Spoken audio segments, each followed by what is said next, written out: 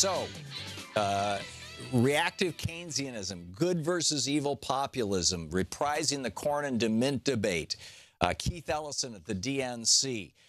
There's a bunch of stuff that I want to talk about today. I realize it's supposed to be Anything Goes Friday, and I'm going to, we're going to take a lot of your calls, but I so wanted to get Adam McKay on to share some good news with us. I realize that a lot of us are still working through, the 5 stages of grief that Elizabeth Kubler-Ross identified, from denial through bargaining to depression to anger to acceptance. As I recall, that's the order. We just have to get to acceptance as fast as we can. Maybe stay in anger for a little while. And use that then to step forward and get stuff done. So let's talk about it. There's a couple of different things here. Number one, what's happening to our country? There are 2 kinds of populism. There's basically good populism and evil populism. Good populism is what was personified by the Sanders campaign. We're going to make the country work for all the people, right? It's what's personified by the progressive caucus in the House of Representatives and some of the good progressives in the Senate. Elizabeth Warren, Sherrod Brown. This is good populism, positive populism. The dark side populism, or evil populism, let's say, these dark side analogies, I'm starting to get a little skitsy about because of the cultural, the perpetual racial overtone to it. But you know what I'm saying here. The evil side populism is the Mussolini-style populism.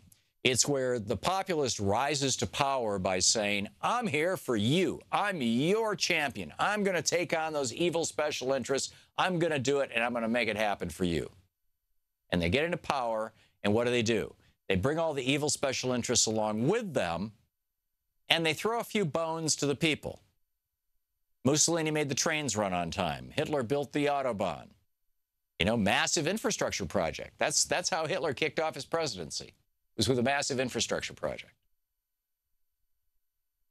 But all along the way, these evil populists are consolidating power among themselves and with the elites in ways that are not obvious to the people. People still think that they're in charge. They're out in the streets. They're marching. We're let's go.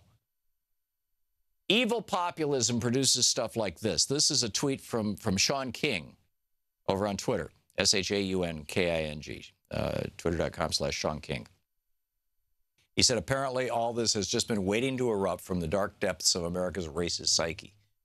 This is from a school teacher. I'm sorry, a friend of mine, Don, said, sent me a tip about this, although I follow Sean King. I missed this particular one.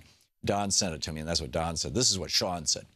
Sean said, this is from a school teacher. Well, actually, here's the tweet. The tweet is from Simone. It's her full name is on there. I don't know if she wants it said on the radio, so I'm not going to. So she said, so one of my students' aunts had to go pick up her daughter from school today because a boy grabbed her vagina. She's 10. When asked why, he said that if a president can do it, I can do it. Day one. And Sean King comments, this is from a school teacher. I have dozens just like this of young girls who had their crotches grabbed yesterday in the name of Donald Trump. We're seeing swastikas painted on synagogues and Muslim, what do you call a Muslim church? A mosque, thank you. And mosques, so that is evil populism. How do you counter that? What do you do with that? You call it out, you protest it, you fight against it. So here's the question. I only have a minute left. It's going to take more than a minute to get into this, so I'll continue this rant just a little bit after the bottom of the hour, and then we'll pick up your calls, your thoughts on this. But the last couple of days, I have talked about pseudo-Keynesianism, about how Reagan basically spent his way out of the worst recession since the Great Depression in 1982. Spent his way out of it. He's using the classic John Maynard Keynes fiscal stimulus. And that now Trump is talking about doing the same thing. Obama tried to do it in a responsible way. In other words, do it and pay for it by raising taxes on the rich. Trump is talking about doing it in an irresponsible way, which is doing it and don't pay for it. Just raise the national debt, and then 4 or 8 years from now, when there's a Democrat in office, start obstructing again and start screaming about the national debt that you ran up, right? I mean, this is just classic. This is the old, the old rope-a-dope. We saw this during Reagan, and they're getting ready to play this whole game all over again. A bunch of Democrats want to go along with them and say, we need the infrastructure. Others are saying, no, we need to block everything. What say you? You're listening to the Thom Hartmann program. Call 202-808-9925. I'm inclined to fight them, to absolutely fight them on everything. If it's not clean, it's not transparent, and it's not honest, don't go there.